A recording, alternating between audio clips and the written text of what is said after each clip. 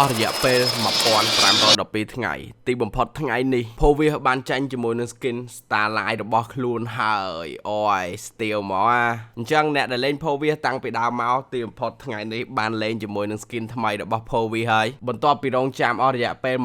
1512ថ្ងៃកន្លងផុតទៅដែលលេងបានត្រឹមតែ skin normal ហើយនឹងអត់ skin ប៉ុន្តែមកដល់ថ្ងៃនេះជីវិតដូចជារៀងផ្លាស់ប្ដូរបានលេងជាមួយនឹង skin Starlight ថ្មីរូបរាងថ្មីរចនាបថថ្មីរបស់លបង Povius ហើយចង់និយាយថាចែ Povius នេះមិនដឹងតែ Hero Mobile Legends អស់ហើយ Mobile Legends ឆ្លាញ់ទេអត់ចាញ់ skin ឲ្យគ្នាឡើង5ឆ្នាំដល់ពេលឥឡូវចាញ់ skin មកចាញ់ skin ជាប្រភេទ event ឲ្យទៀតយ៉ាងណានិយាយបានថា Starlight នេះថ្មីទាល់តែវាមានតម្លៃមិនសូវជាថ្លៃប្រហែលទេបើសិនជា compare ជាមួយនឹង skin ផ្សេងប៉ុន្តែវាក៏ជាប្រភេទ skin មួយដែលយើងឲ្យតម្លៃទៅលើការទិញជារៀងរាល់ខែដែរព្រោះ skin មួយនៅពេលដែលចាញ់ខែហ្នឹងហើយមិនប្រកាសតែខែក្រោយទៀតអីហ្នឹងគឺទិញបានដែរមិនដឹងតែពេលណាបន្ទិញបានទៀតនោះទេបើ skin Starlight ឥឡូវវាកាន់តែច្រើនទៅអីហ្នឹងអញ្ចឹងហើយបាទខ្ញុំនៅតែឆ្ងល់ដល់ឥឡូវនេះ Mobile Legends ស្រឡាញ់ Hero ហ្នឹងឬក៏ Mobile Legends អប Hero ហ្នឹងព្រោះ Hero ហ្នឹងបើសិនជានិយាយក្នុងការប្រកួតហើយនឹងអ្នកលេងទូទៅក៏វារៀងត្រូវប៉ាន់ដែរមិនខ្សត់អ្នកលេងណាស់ណាទេប៉ុន្តែយើងមិនបាច់ចាំខ្វល់ទេអ្នកគ្នាយើងលេងហ្នឹងតែទៅលេងទៅបានហើយគេចាញ់ skin ត្រូវចិត្តយើងចាំយើងតាញ់បើថាមិនត្រូវចិត្តយើងកង្វល់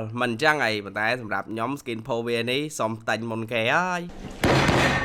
ហើយចង់ប្រាប់ទៅអ្នកទាំងអស់គ្នាដូចគ្នាថាចាទិញ skin Starlight ដើមខែអញ្ចឹងណាកុំភ្លេចឲ្យសោះជាមួយនឹង V-Shop KH ហើយសម្រាប់ពេលបច្ចុប្បន្ននេះក៏មានជាមួយនឹងមុខងារពិសេសដូចគ្នាដែរគឺ Membership អញ្ចឹងអ្នកទាំងអស់គ្នាដែលចង់បុកពេជ្រតម្លៃថោកអីហ្នឹង Register មុខងារ Membership ជាមួយនឹង V-Shop KH ឲ្យទៅព្រោះសម្រាប់ពេលបច្ចុប្បន្ននេះគឺមានការ discount 10% និងពេលអនាគតគឺអ្នកទាំងអស់គ្នានឹងចំណេញបានរបស់ច្រើនយ៉ាងហ្នឹងទៀតអញ្ចឹងចាំកាលទៀតព្រោះវាទៅតែចាញ់ skin អញ្ចឹងទៅដាក់ពេជ្រជាមួយនឹង V-Shop KH ឲ្យទៅ